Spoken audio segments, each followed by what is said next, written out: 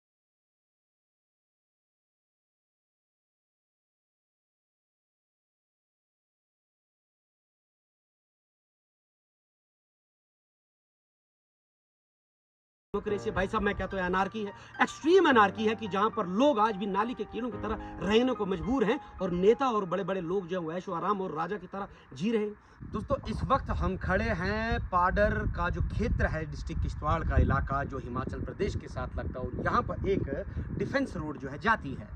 Defence road यानी जो है ministry of road and transportation and highways के हिसाब से, उनके स्टैंडर्ड और प्रोटोकॉल्स के हिसाब से जहाँ पर काम होता है। यहाँ पर काफ़ी दशकों से ये रोड है और फाइनली इसके ऊपर जो है रोड मैक्टिमाइजेशन किया जा रहा है, जिसे हम बिटमन कहें या हम कहें कि लुक किया जा रहा है। तो दोस्तों यहाँ पर हमने ये देखना चाहा कि क्या यहाँ के लोगों के क्या क्या कंसर्न्स हैं इस रोड के मैक्टिमाइजेशन के चलते। यहाँ पर it has raised some very serious concerns among the locals and among the people. लोगों का ऐसा कहना है कि यहाँ पर जो है बराए ताक पर रख करके यहाँ के नियमों को मैं कहूँ, या फिर ministry of defence, BRO border road organisation centre की जो एजेंसी है उनके हिसाब से प्रोटोकॉल्स या उनके जो है स्टैंडर्ड्स के हिसाब से काम नहीं हो रहा। तो हमने भी चाहा कि चलिए यहाँ पर जाकर कुछ सवाल पूछे जाएँ, रिपोर्ट यहाँ की दिखाई जाए। तो दोस्तों ministry of road transportation and मॉर्थ, जिसे हम शॉर्टकट में कहते हैं, उनके हिसाब से WMM एक चीज़ होती है जिसे हम वेट मिक्स मैग्डम कहते हैं, जो कम से कम जो 10 सेंटीमीटर, या हम कहें कि डिपेंडिंग अपॉन दी किस तरह की हिली टेरेन है, कहीं पर अगर 75 आती है, 75 mm का रहता है, तो फिर 75 × 2 यानी 2 लेयर्स, उसकी लगभग 150 mm के हिसाब से जो है वहाँ पर WMM किया जाता है। और फिर उसके ऊपर जो है वाइब्रेटरी रोलर की मदद से जो है उसे प्रॉपर कंपैक्ट किया जाता है। कंपैक्शन जो है उसका एक प्रॉपर टेस्ट भी किया जाता है।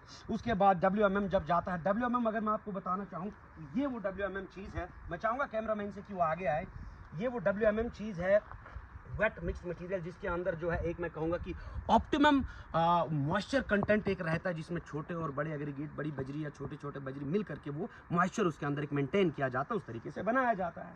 WMM के बाद फिर इसके ऊपर जो है DBM चढ़ाया जाता है, विच इज़ कॉल्ड डेंस बिटमन मैग्डम जिसे हम कहते हैं, जो कि लगभग मैं समझता हूँ 5 centimetre which is equal to 50 mm के हिसाब किताब से वो रखा जाता है। हम अगर कहें कि इसे अगर हम कहें कि ये जो है DBM है, ये WMM है, WM के ऊपर DBM, ये 50 mm के हिसाब से होना चाहिए।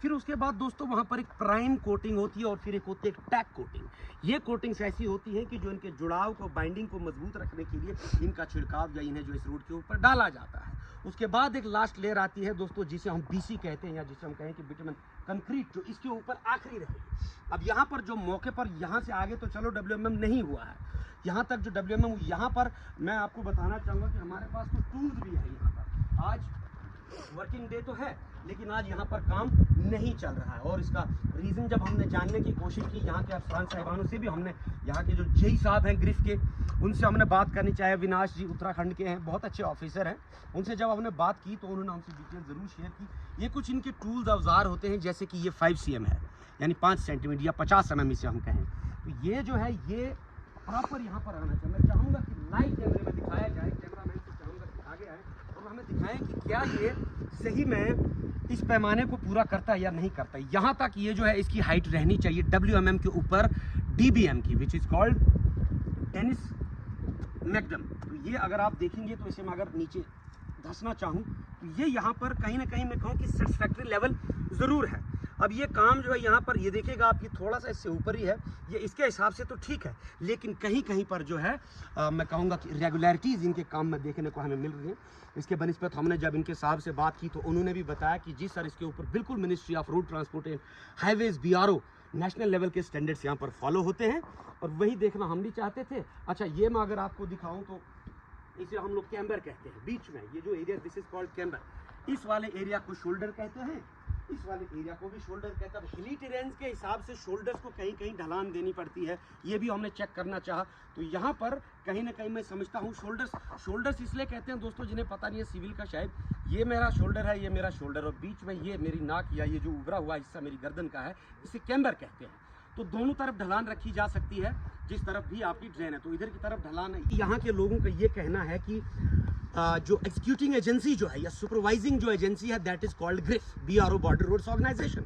मैं आपको एक बात बताऊंगा कि अगर हमारे स्टेट लेवल के सिविल लेवल के जो है PWD की अगर मैं बात करूं तो उनके अंडर कोई भी काम आता है तो अगर उनके एक प्रोजेक्ट की कॉस्ट 100 रुपया बनती है तो उसके ऊपर उनके सुपरविजन चार्जेस 20 या 30% होते हैं, यानी कि 100 रुपये के प्रोजेक्ट के ऊपर सरकार के खजाने से 130 रुपया लिया जाता है सिर्फ सुपरविजन के लिए, कि उनके जेई ये इंश्योर करे कि काम कायदे से हो रहा है। वैसे ही अगर बात करें BRO की, तो यहाँ पर एजेंसी, एग्जीक्यूटिंग एजेंसी BRO है, ग्रिफ है, लेकिन काम करने वाला अप्रूव्ड एक ठेकेदार जो है वो बट कंस्ट्रक्शंस है।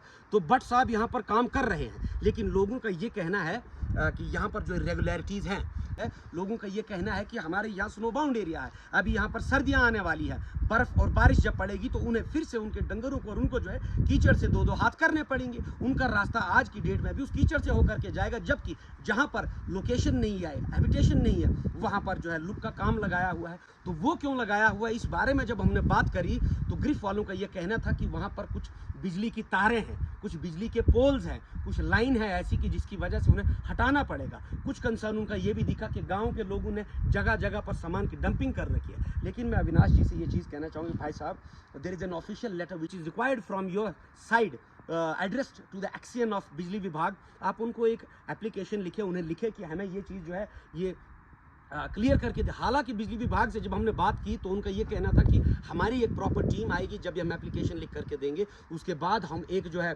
लेबर्स या जो भी ओवरहेड कॉस्ट वहाँ पर लगने वाली है उसका हम लोग एक जो है सर्वे करके एक बजट बनाएंगे, उसके हिसाब से हमें वो उस चीज़ की भरपाई करेंगे, तो हम उन्हें चेंज कर देंगे जोन से भी एरिया में वो चाहिए। तो वो मैं चाहता हूँ grief department kindly please write to the XEN, वो करवाएं आप, और जल्द से जल्द करवाएं ताकि यहाँ के गाँव के लोगों को सुविधा मिले। और ये सवाल, it is not a political question, neither is it about the public safety, it is about the accountability।